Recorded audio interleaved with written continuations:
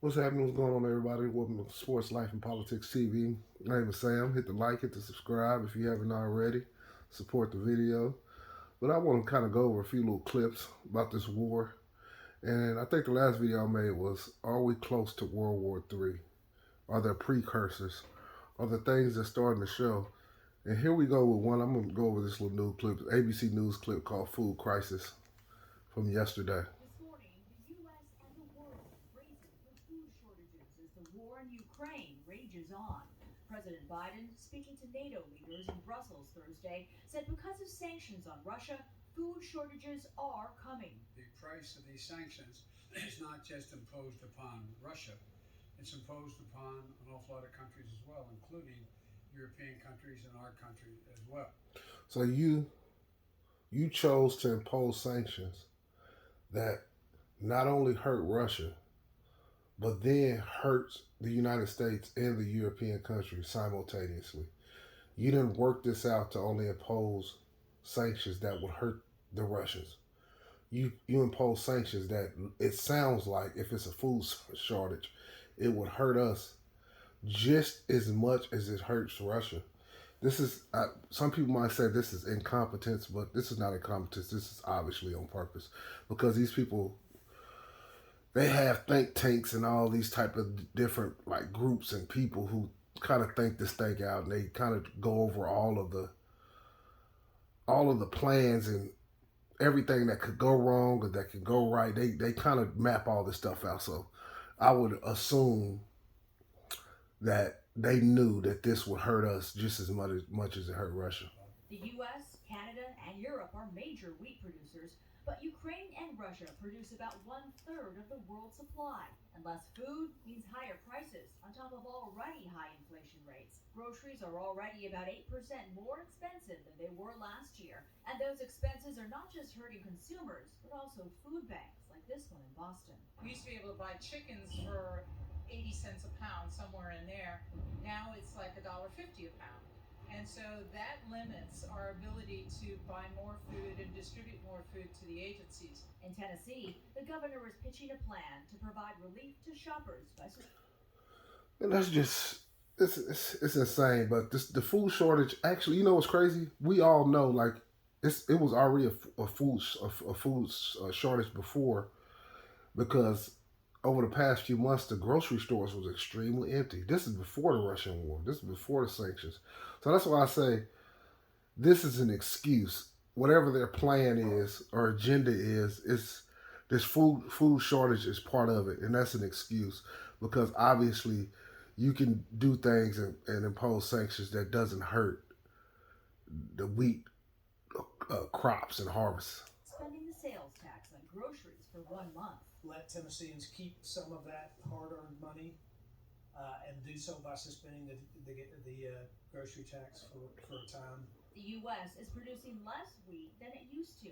About 44 million tons were harvested last season compared to 50 million 3 years ago to help avert a potential worsening crisis. And the question is why? Why would they? Why would people go away from producing wheat? Now wheat is going to become more valuable. So if you got out of the wheat game, I guarantee you, there's people who are elites and people who have real money. They're going to get into the wheat, are already in the wheat game, and they're going to take that over and be able to make boatloads of money off that. Because obviously, if it's a shortage, just like anything, the value goes up when something is shorted. President Biden is urging European leaders to end trade limits on shipping food abroad. And you would think this is how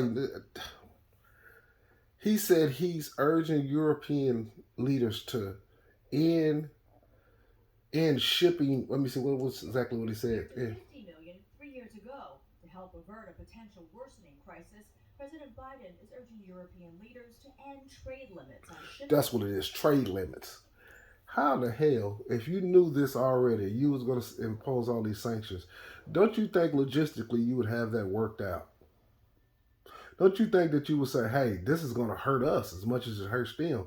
Let's make sure that we end trade limits and we do this, that, and the third. You have all these things set up.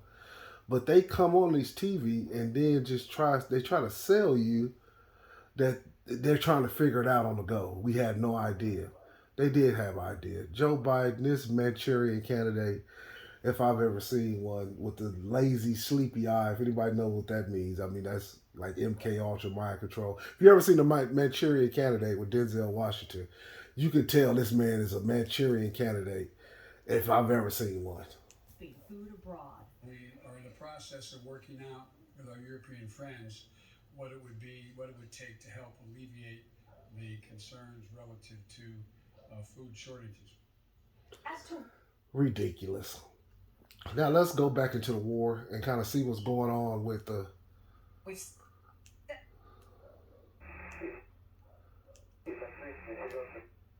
see what's going on with the war. We've got new reports to tell you about that suggest that Ukrainians' determination to save their country is meeting with real, tangible success. Here's an example. Forbes is now reporting that the Ukrainian military has more tanks than when the war started, mainly from capturing Russian troops. This new report adds to a litany of setbacks for Russian forces as the war rages on. The New York Times investigations team has kind of pulled back the curtain on Russia's invasion by analyzing intercepted radio communications of Russian forces that illustrate the realities on the ground. Soldiers struggling with a lack of fuel, water, and food supplies, desperate and disorganized, and even showing potential war crimes being committed. Take a listen.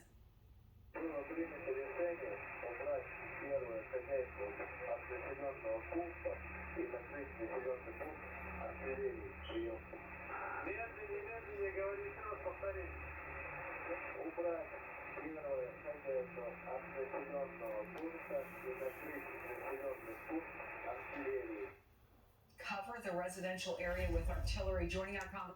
Now, they're intercepted. That's why I said the very first video I mentioned, the CIA is on the ground and they're using stealth drones. And I don't know if I explained it. When you use stealth drones, it's not just for surveillance. It's just you're intercepting radio chatter. And this is so, I just thought about this. I remember I used to, I don't know if this was during the Gulf War or it was during the most recent Iraq-Afghanistan war. They have the technology to intercept your chatter and then put in false chatter. I remember hearing that. I don't remember which war. If I'm thinking it was this recent Iraq-Afghanistan war. They have the technology to intercept your radio chatter.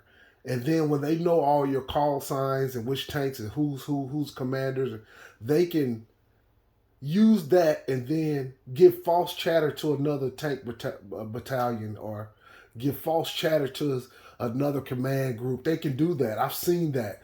That's something. And when I seen them talking on that brought that memory back up. So that's why I say over here's a lot of chicanery going on. The Russians that's why I said this war is not against the Ukrainians. If this war was just against the Ukrainians, this war would have been over after a week. Russia would have came through, they would have wiped them out. Yeah, the Ukrainians would have still been fighting here and there, but there's no way they could have fought without the United States and all the help from the European Union countries. No way. They're not built like that. I promise you. This war is being won by the United States. The United States is doing all type of small little things to keep the confusion going.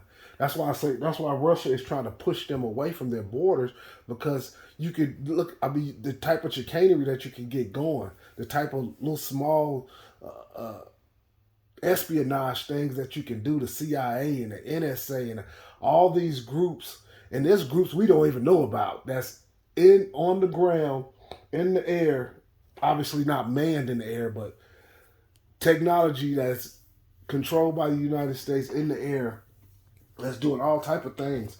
And Russia, they in a tough spot right now. Because like I said before, if you Russia, you don't want this to be longer drawn out. You do not want this to be longer drawn out. Conversation, MSNBC national security analyst Clint Watts, former consultant to the FBI's counterterrorism division, now with the Foreign Policy Research Institute, and retired four-star General Barry McCaffrey is with us, a former member of the National Security Council and now an MSNBC analyst. So Clint, what was your first reaction when you heard these radio transmissions? I'm not as surprised now as I would have been a month ago. I think that was very clear, like over the last month. And I want to say this too, right quick. The United States They knew everything the Russians was going to do before they were doing it. Because remember, before this war started, they kept announcing they're going to go in any day. They're going to go in any day. So they had already had everything intercepted. Like I always say, the United States has the greatest intelligence apparatus in the history of mankind. And I don't want to go off tilt too much, but that's why 800,000 kids go missing every year, and they don't know nothing about who went where. That's a goddamn lie, but that's a story for another day. But they have the greatest intelligence apparatus in the history of making. They can find anybody. They can listen in on anything. They can everything is tapped. Everything they in everything. They don't have secure communications. Part of the reason they haven't taken out telecommunications, some of the infrastructure, I think, is because they need it to do their own battle, essentially. They're not as sophisticated as we thought. Separately, their communications are so revealing and undermine their own disinformation. So, separately, you'll hear them talk about alleged Nazis, random Nazis that are running around Ukraine doing all these horrible things. Right there, you hear them. Interesting. He said, not again. I've heard this before. I commented on it in another video that there's a lot of neo-Nazis in Ukraine. And the Russians, they're fighting against the Russians. Before this war even started, in Crimea and other parts of eastern and southern Ukraine, there was battles with a lot of neo-Nazis in Ukraine. That's why as a black man, I don't support all this. I don't care. You got all these Nazis running around, and they put this on TV, and the black man is just, oh my God, the Ukrainians. Oh man, give me a break. Talking about targeting residential areas, what they intend to do to civilian structures, what their battle plan is.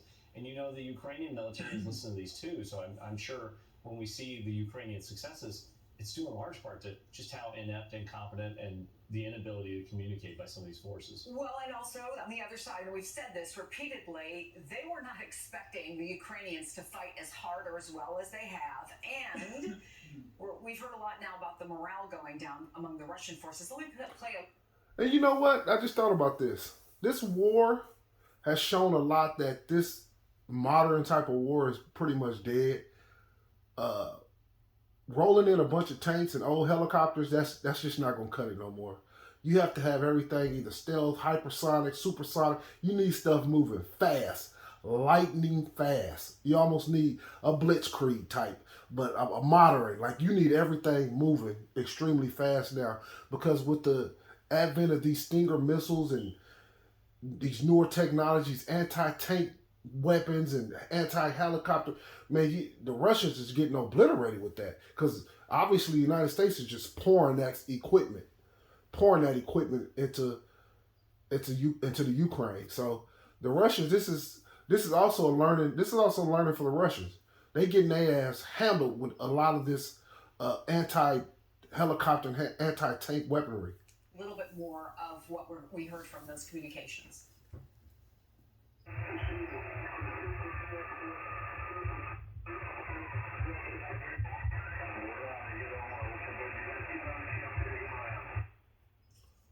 Looking for retreat routes. Yeah, it's pretty. Well, that's when you're in tanks. You that's obvious. You got to have a retreat, because if things are not going bad, you're not going to you're on a tank. You're on a big target, so you have to have retreat routes. That's obvious. But so them intercepting all this chatter, it makes them look terrible. It does. It makes them look extremely incompetent. But that's pretty normal, I would say. That's par for the course that you would have retreat routes when you dealing with tanks and you're on the streets. You would have to have that. Remarkable just to watch, because two things happened. One, I think the more professional, better units thought this would be a cakewalk for them when they invaded Ukraine, particularly down in the south, where they met massive resistance, and places like Mykolaiv had taken up to 100 dead, in certain locations. Just in single battles. Separately, many of these soldiers, the Russian soldiers, did not even know they were going into an invasion. Some of them that were up in Belarus were issued tickets for a return trip home. The day they're supposed to return, what do? They instead say, hey, drive into Ukraine. Others, at first I thought it was lies with these POWs, Russian POWs saying, hey, we thought this was a training exercise. Now I think they actually believed it was a training exercise. I'm not even sure they knew what they were going to do, where they were going to do it, and why they were going to do it. And then you watch your unit get slaughtered. You watch your tanks get destroyed. You watch your generals, your leaders walk right What out are and they be doing killed. out on the front lines to generals? Yeah, part of the problem for the Russian military is they don't have a non-commissioned officer corps, sergeants, essentially leading the forces down.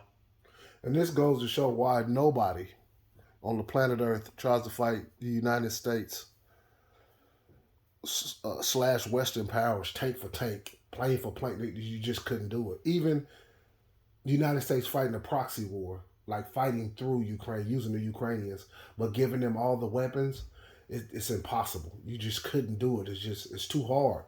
It's like your losses is way too many. And with them stealth drones and all that technology over the top of you, they just know where you at all times. They're intercepting all your chatter. They putting in false chatter. It becomes an impossible task. But I'm gonna wrap this video up, but I'm gonna go with one more small little clip. I'm gonna go with Malcolm X and see what he say about the media. Listen closely. In World War II, this country could use its news media to propagandize and make the whole American public love the Germans and the Japanese, rather love the Russians and the Chinese and hate the Germans and the Japanese. And then after the war, they changed it and made the American public love the Germans and love the Japanese, hate the Russians and hate the Chinese, which shows that they can make the American public love whom they will and hate whom they will. And that sums it all up. The black man, you don't get yourself confused and caught up. Me personally, I like to keep up because I like history. I like, I've always, like I said, I like war technology for whatever reason. I used to collect them Desert Storm cars with the General Schwarzkopf and the Abrams tank and the Apache helicopter. The A-10 Warthog and all that. I used to love collecting those type of cars. So I'm interested from that. But as far as like, I'm so pro-Ukraine, not at all. Like, I just keep up with it for the sake of because it is important. You can see they somehow shuttled it into a food crisis, which was already a food crisis, but they're going to blame. So you can say, it's the Russians' fault. There's a food shortage. No, it's not. But, yeah. Appreciate y'all. Listen to the video, man. Checking it out. Hit the like button. Hit the subscribe button, man. I appreciate all the support. I appreciate you guys watching, man. And peace.